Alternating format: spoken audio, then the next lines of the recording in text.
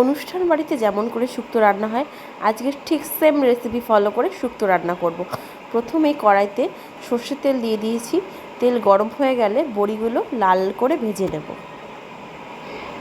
বড়িগুলো এইরকম লাল লাল ভাজা হয়ে গেলেই তুলে নিতে হবে। তারপরে ওই তেলে দিয়ে দিলাম উচ্ছেগুলো লাল লাল করে ভেজে নিতে হবে।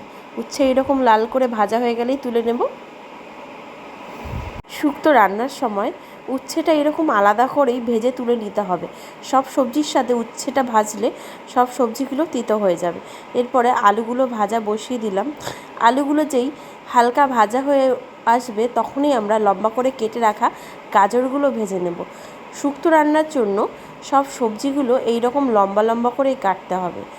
গাজরগুলো হালকা লাল লাল ভাজা হয়ে আসলেই লম্বা লম্বা করে কেটে রাখা কাঁচকলা আর বেগুনগুলো ভেজে নেব। সবজিগুলো ভাজা হতে থাকুক, ততক্ষণে চলুন আমরা একটা মশলা করে আসি।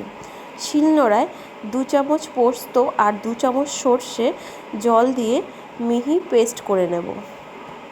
বাঙালিদের আবার শুক্তো ছাড়া চলে নাকি? আপনারা কারা শুক্তো খেতে পছন্দ করেন অবশ্যই কমেন্ট করে আমাকে জানাবেন কিন্তু। তারপরে আরেকটা মশলা করে নেব।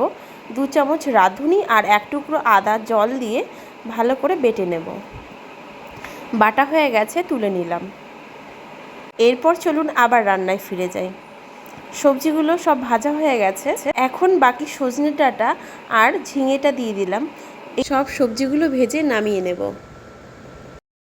কড়াইতে আবার সামান্য তেল দিয়ে তেজপাতা দিয়ে দিলাম। এখন দিচ্ছি 5 ফোড়ন। ফোড়নটা পুড়ে আসলে ভেজে রাখা সবজিটা আমি দিয়ে দেব। তারপর দিচ্ছি 1 চামচ লবণ আর সামান্য পরিমাণ হলুদ। শুক্তোটা একটু কালারফুল করতে আমি হলুদ ব্যবহার করছি, আপনারা চাইলে হলুদটা নাও ব্যবহার করতে পারেন। 2 থেকে 3 মিনিট সবজিটা ভেজে নিয়ে 2 গ্লাস পরিমাণ জল দিয়ে দিলাম। এই অবস্থায় গ্যাসের ফ্লেমটা জোরে দিতে হবে আর একটা ঢাকা দিয়ে ঢেকে দিতে হবে। কিছুক্ষণ পরে আমি ঢাকাটা খুলব, দেখব সবজিটা কতটা সেদ্ধ হয়েছে। একটা খুন্তি দিয়ে চেক করে নিচ্ছি সবজিটা কতটা সেদ্ধ হয়েছে। তারপর গরুর দুধ জাল করে রেখেছিলাম, 2 কাপ পরিমাণ দুধ আমি দিয়ে দিচ্ছি। এরপর দিয়ে দিচ্ছি বেটে রাখা সর্ষে পোস্ত। এই সময় লবণটা একটুখানি দেখে নেবেন। আমার মনে হয়েছে একটু কম, তার জন্য আমি কিছুটা লবণ আবারও দিলাম। তারপরে ভেজে রাখা বড়ি আর উচ্ছেগুলো দিয়ে দিলাম।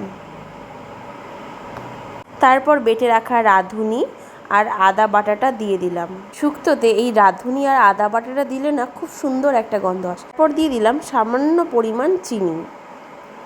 একটা ঢাকা দিয়ে ঢেকে দেব। 2 থেকে 3 মিনিট ফুটিয়ে নিয়ে সবশেষে 1 চামচ ঘি দিয়ে নামিয়ে নেব। কেমন হয়েছে রেসিপিটি অবশ্যই কমেন্ট করে জানাতে আমাকে ভুলবেন না কিন্তু। ভিডিওটি ভালো লাগলে অবশ্যই একটা লাইক করবেন।